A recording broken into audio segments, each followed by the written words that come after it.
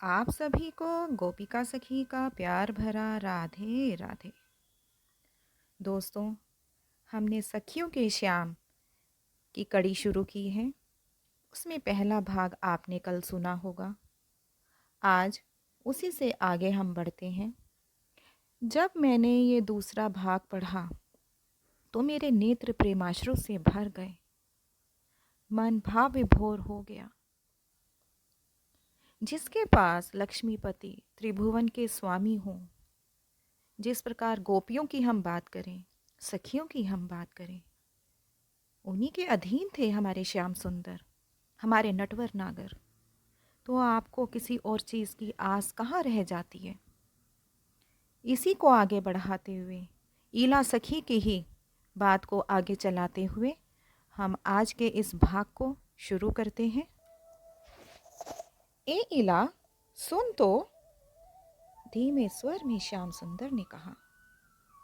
उनकी बात सुन मैं समीप गई तो उन्होंने एकांत में चलने का संकेत किया।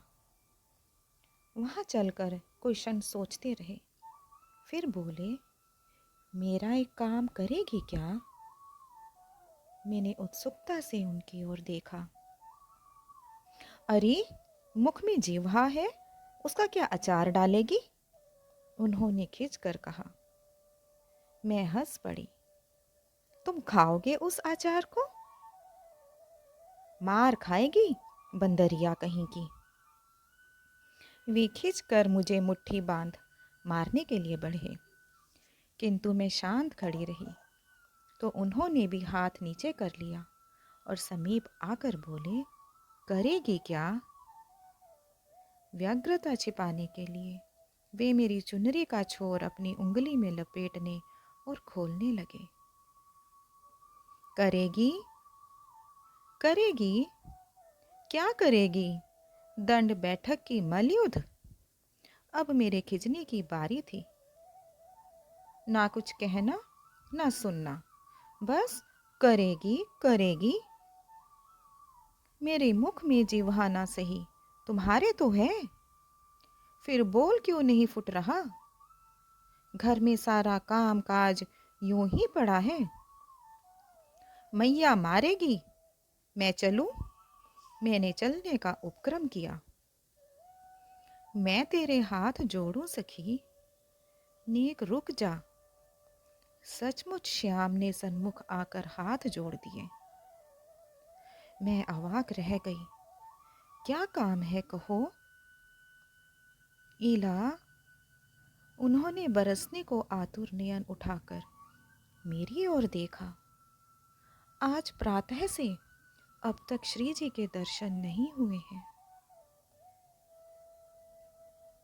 कुछ रुक रुक कर उन्होंने पूछा, तू बरसाने जाएगी? तू बरसाने जाएगी? हो आऊंगी, तुम संदेश कहो। मेरी ओर से करबद्ध विनती करना। मेरे सभी अपराध क्षमा करके श्री किशोरी जी इस अकिंचन को दर्शन दे। अपने सौभाग्य पर मैं फूली न समाई, किंतु ऊपर से पूछा, सुनो श्याम सुंदर, मुझे घर में बहुत कार्य करना बाकी पड़ा है। मैया खिज रही होंगी, इस पर भी मैं तुम्हारा कार्य करूंगी, किंतु तुम मुझे क्या दोगे? मैं तुझको क्या दूंगा? श्याम ने विवशता से इधर उधर देखा। क्या दूं सखी? तुझे देने योग्य तो मेरे पास कुछ भी नहीं है। यह क्या कहते हो? ब्रज में आने वाले सारे ऋषि मुनि, त्रिभुवनपति, परात्पर ब्रह्म, लक्ष्मीपति, जाने क्या क्या कहकर तुम्हारी चर्चा करते हैं। सो सो तो कहे सखी, पर वह सब तू लेगी? ना बाबा, मैं क्या करूंगी उनका? फिर बिना कुछ लिए तो मैं काम करूंगी नहीं, यह निश्चय समझना। अच्छा सखी, ऐसा कर, मेरे पास जो है उसमें तुझे जो रुचे सो मांग ले। तुम्हारे पास क्या है भला मैंने तुनक कर कहा, एक कचनी, एक पिछोरी और लकुट मुरली, मैं का करूंगी इनका? मैं तेरे पाँव पड़ू ईला। सचमुच श्याम ने आगे बढ़कर मेरे पाँव छू लिए। कन्हाई तेरो ऋण रहोगे, कहते कहते उनका गला भर आया और मेरा हृदय उछलकर बाहर आ गिरने को हुआ। किसी प्रकार अपने को संभाल कर कहा, अच्छा मैं जा रही हूँ, मैं सूर्य कुंड पर जा रहा हूँ। उन्होंने पटके से नेत्र पोंछे और चल दिए। घर जाकर मैंने पवित्रा की बच्चिया को खोलते हुए अपने उसके कान में कहा, बरसाने की ओर भाग जाना। अरे ईला, यह बच्चिया कैसे छूट गई? मैया चिल्लाई। मैंने दूसरी ठोर बांधने को खोली तो भाग गई, मैं अभी पकड़ लाती हूँ, कहते हुए मैं बच्चिया के पीछे दौड़ी। बरसाने के घाट पर विशाखा जीजी घड़े धो रही थी। समीप जाकर पूछा, स्वामिनी जो कहाँ है जीजी? क्या बात है, आ रही हैं? संदेश लाई हूँ, मैंने धीरे से कहा। फिर जोर से बोली, बच्चिया ने दौड़ा दौड़ा कर थका मारा जीजी, दई मारी, अब कैसी शांत खड़ी है तुम्हारे समीप। स्वामिनी जो सखियों से घिरी पधारी। मैंने समीप जाकर चरणों पर सिर रखा। उन्होंने दोनों हाथों से उठाकर हृदय से लगा लिया। उस महाभाव वपु का स्पर्श पा मेरी चेतना लुप्त हो गई।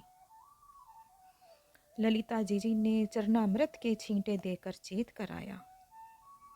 मैं बछिया के गले में रज्जू बांधती हुई सूर्यकुंड की ओर संकेत करके बोली, सखियों, सूर्यकुंड पर श्याम मेघ घुमड़ रहे हैं, शीघ्र चलो, अन्यथा वर्षा होने लगेगी। आह! स्वामी जी ने समीप आ अपने मुक्त माल मेरे कंठ में पहनाकर कपोलों पर चुंबन अंकित कर दिया। मैंने देखा, मुक्ता के प्रत्येक दाने में श्याम सुंदर की छवि अंकित है। सचमुच श्याम क्या देते मुझको। अद्भुत अद्भुत अद्भुत दृश्य। मेरे पास कुछ कहने के लिए नहीं है। जब मैंने इसे पढ़ा, मन मेरा भर गया, आंखों से अश्रु बहने लगे। मुझे समझ में ही नहीं आ रहा कि जिसके भी ये भाव हैं, बहुत सुंदर भाव लिखे हैं, बहुत ही सुंदर भाव लिखे हैं। मैं तो सिर्फ उन भावों को आप तक पहुंचाने का काम कर रही हूँ। भाव को महसूस करने से ही हम अपने श्याम सुंदर के और श्याम सुंदर हमारे करीब पहुंच सकते हैं, अन्यथा कोई और रास्ता नहीं है। इसी के साथ ही आप सबको गोपिका सखी का प्यार भरा राधे राधे। अगर आपने अभी तक चैनल सब्सक्राइब नहीं किया है तो कृपया आप इस चैनल को सब्सक्राइब अवश्य करें।